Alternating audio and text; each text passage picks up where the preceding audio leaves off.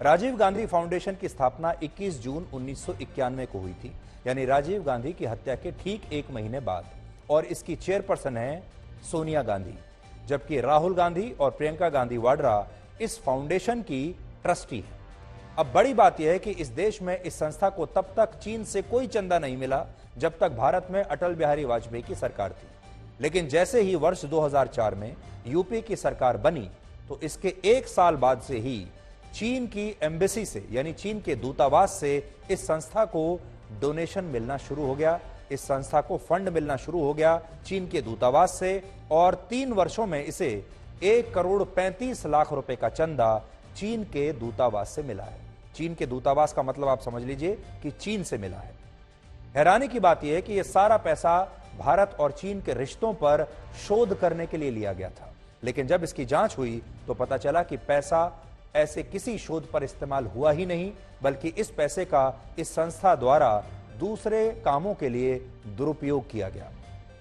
इसके अलावा गांधी परिवार द्वारा चलाई जाने वाली इस संस्था को कट्टरपंथी जाकिर नायक की संस्था से भी 50 लाख रुपए का डोनेशन मिला था, यानी जाकिर नायक भी राजीव गांधी फाउंडेशन को फंड दे रहा था। 50 लाख रुपए इस फाउंडेशन ने जाकिर नायक से भी ले लिया। अब आपको एक तस्वीर दिखाते हैं जो वर्ष 2008 के बीजिंग ओलंपिक्स की है। उस समय भारत के प्रधानमंत्री डॉक्टर मनमोहन सिंह थे।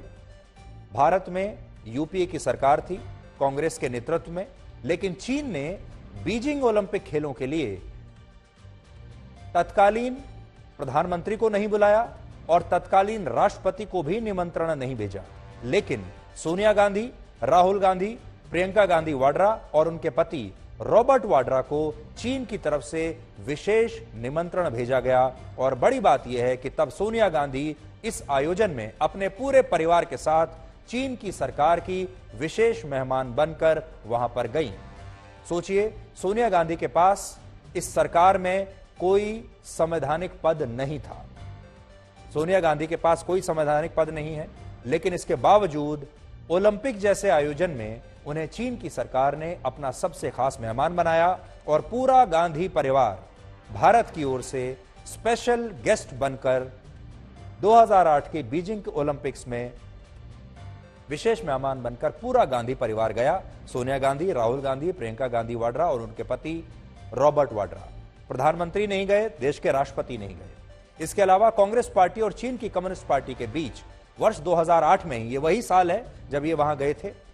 उसी साल एक और समझौता हुआ जिसे MOU यानी मेमोरेंडम ऑफ अंडरस्टैंडिंग कहते हैं, और उस समय इस समझौते पर कांग्रेस पार्टी की तरफ से राहुल गांधी ने हस्ताक्षर किए थे, जबकि उनके पीछे आप सोनिया गांधी और चीन के मौजूदा राष्ट्रपति शी जिनपिंग को भी देख सकते हैं। ये तस्वीर आप देख लीजिए,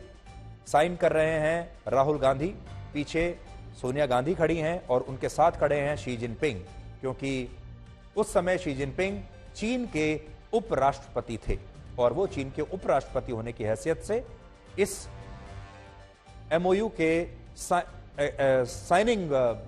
के दौरान वो वहां पर मौजूद थे। इसके अलावा आज आपको बहुत सारी ऐसी तस्वीरें मिल जाएंगी जिनमें गांधी परिवार को चीन के बड़े बड़े सरकारी अधिकारियों के साथ डिनर या दूसरे आयोजनों में देखा जा सकता है।